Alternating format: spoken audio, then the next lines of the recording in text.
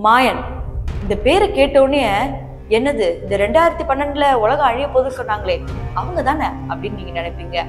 ஆனா அந்த மாயன் எல்லாருமே தமிழர்கள் சொன்னா உங்களால நம்ப முடியுமா? இதையும் தாண்டி எப்படி எகிப்தியர்கள் நம்மளை பார்த்து ஒரு சில விஷயங்களை கத்துக்கிட்டாங்களோ அதே மாதிரி மாயன்களும் நம்மள மாதிரி ஒரு சில விஷயங்களை கத்துக்கிட்டாங்க. இந்த வீடியோல நம்ம என்ன பார்க்க போறோம்னா மாயனுக்கும் தமிழர்களுக்கும் இருக்கிற அந்த சிமிலாரிட்டிஸ் தான். இந்த வீடியோவோட எண்டுல ஒரு ட்விஸ்ட் இருக்கு. அப்போ இந்த வீடியோவை நீங்க முழுசா பார்த்தாதான் உங்களுக்கு இன்ட்ரெஸ்டிங்கா இருக்கும். ஸோ வாங்க வீடியோக்குள்ள போகலாம். நான் விஸ்வரஞ்சனை ஹிஸ்டரியில இருந்து.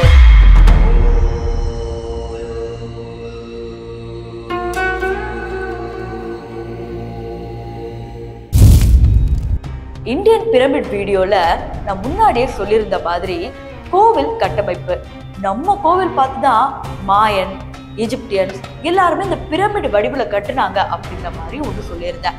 ஆனா அதற்கு நிறைய பேர் என்ன சொல்லியிருந்தாங்கன்னா இதெல்லாம் ஒரே மாதிரி இருக்கு, ஆனா அதே கட்டமைப்பு மாதிரி இல்லையே அப்படின்னு நீங்க கேட்டீங்கன்னா இப்ப நான் ஒரு போட்டோ காமிக்கிறேன்.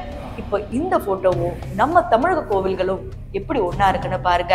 இதெல்லாம் நம்ம தமிழர்கள் அங்க போய் கட்டலைங்க, நம்மளை பார்த்து வளர்ந்த மாயன்கள் தான் இந்த மாதிரி ஒரு கோவிலை கட்டியிருக்காங்க. நீங்க ஈஸியா கேள்வி கேட்கலாம், எதை எடுத்தாலும் தமிழர்கள், எதை தொட்டாலும் தமிழர்கள் சொல்றியே, இப்போ மாயனும் தமிழனும் ஒண்ணு சொன்னியே அதுக்கு ப்ரூஃப் எங்க அப்படின்ற மாதிரி நீங்க கேட்கலாம். அதாவது மாயன் வாழ்ந்த இடத்துல இருந்து டிஎன்ஏ கலெக்ட் பண்ணிருக்காங்க. அந்த டிஎன்ஏ பண்டைய தமிழர்களோட ஒத்து போச்சு அப்படின்னு சொன்னா உங்களால நம்ப முடியுமா? ஆனா அதுதான் உண்மை. ஆனா உலகத்துக்கிட்ட இத பெருசா சொல்லல. இந்த லிஸ்ட்ல நம்ம மூணாவதா பார்க்க போறது பளிங்கு.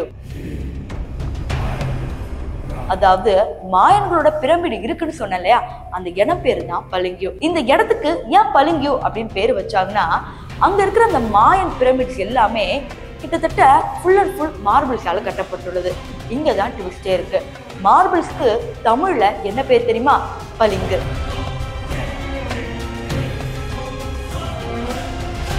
இந்த லிஸ்ட்ல நம்ம நாலாவதா பார்க்க போறது வானியல் அறிவு.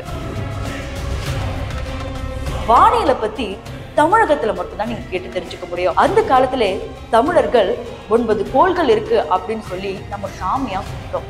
நமக்கு தான் அது சாமி.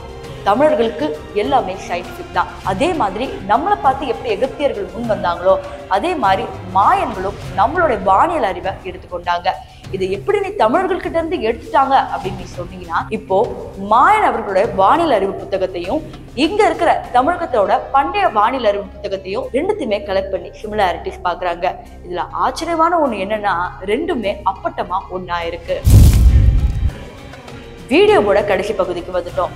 இந்த வீடியோல கடைசி ஒரு ட்விஸ்ட் சொல்ல போறேன் அப்படின்னு சொன்னல, அது இப்போதான்.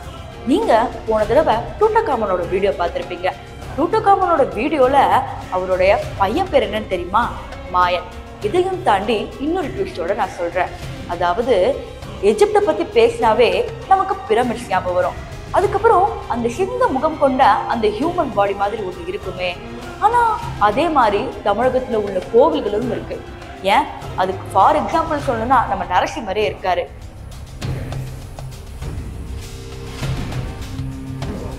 நீ என்ன இவ்வளவு ஒத்துமையா சொல்ற, அப்ப அதுல ஏதாவது ட்விஸ்ட் இருக்கான்னு கேட்டீங்கன்னா பொரிஸ்கா அப்படிங்கிற ஒரு சின்ன குழந்தை, நான் மார்ஸ்ல இருந்து வந்தேன், இந்த உலகத்துல நான் விசிட் பண்ணது 2 இடம் தான். ஒண்ணு பண்டைய எகிப்து, இன்னொன்னு குமரிகண்டம்.